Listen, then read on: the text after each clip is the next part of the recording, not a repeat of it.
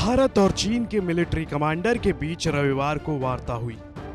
सूत्रों की माने तो 9वीं वाहिनी कमांडर स्तरीय वार्ता के दौरान भारत ने अपना रुख स्पष्ट कर दिया है कि पहले चीन पूर्वी लद्दाख के कई स्थानों से अपने सैनिकों और हथियारों के सिस्टम को हटाए, वहीं पैंगोंग झील के विस्थापन को सीमित नहीं किया जाए। बताया गया है कि इस बातचीत के सकारात्मक परिणाम रहे, लेकिन अभी भी दूसरे लंबित मुद्दों को हल करने की जरूरत है और इस बातचीत में भारत इस बात को लेकर अडिग रहा कि उन्हें कई मुख्य जगहों से सैनिकों को वापस लेने की जरूरत है। दूसरे स्थानों में गोगरा के आसपास डेपसांग मैदान और ऊंचाइयों वाला क्षेत्र शामिल है। एक अधिकारी ने बताया कि लद्दाख में गतिरोध शुरू होने से पहले अप्रैल 2020 तक यथास्थिति बहाल करने से एक बार फिर भारतीय पक्ष प्रभावित हुआ है।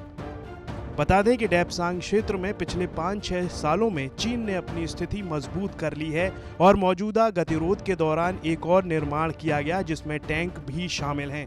एक अधिकारी ने बताया कि इस बातचीत के दौरान ये महसूस किया गया कि दूसरे मुद्दों के बारे में भी बात करने का ये सही समय है। भारतीय पक्ष इस बात के लिए दृढ़ था कि सभी मुद्दों को हल किया जाना चाहिए। बता दें कि 9वें दौर की वार्ता मोल्दो सीमावर्ती क्षेत्र में रविवार को सुबह लगभग 10:30 बजे शुरू हुई और सोमवार को 2:30 बजे समाप्त होकर 16 घंटे तक जारी रही। इससे पहले पिछली बातचीत 6 नवंबर 2020 को हुई थी। भारत और चीन का गतिरोध अब 9वें महीने में प्रवेश कर चुका है। दोनों तरफ से पूर्वी लद्दाख में सेना और हथियारों की भारी तैनाती की गई है। भारत ने आर्टिलरी गन, टैंक, हथियारबंद वाहन सीमा पर तैनात कर रखे हैं।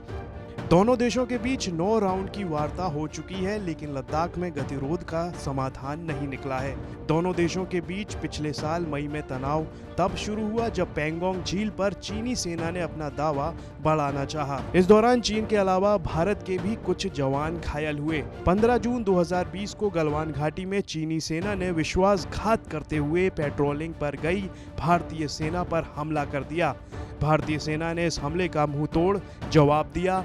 ये दुनिया जानती है कि इस हमले में चीन के 43 से ज्यादा जवान मारे गए।